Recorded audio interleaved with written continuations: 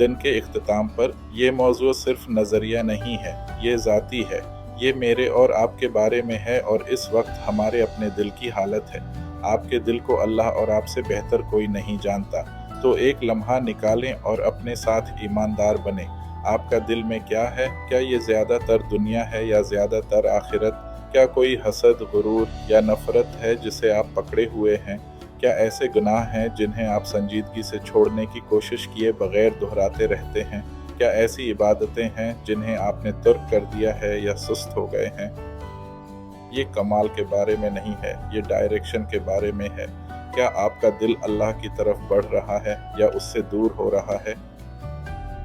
इन सब से अगर कोई सबक हासिल करना है तो वो ये है कि आपका दिल ज़िंदगी में आपका बुनियादी मंसूबा होना चाहिए।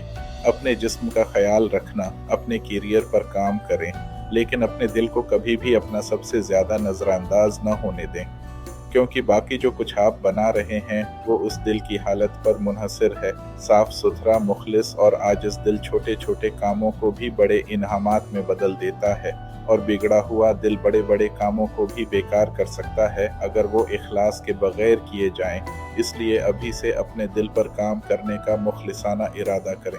अल्लाह से दुआ करें कि वो उसे पाक कर दे, उससे वो चीज़ निकाल दे जो वो नापसंद करता है, और उसे उस चीज़ से भर दे जो उसे पसंद है।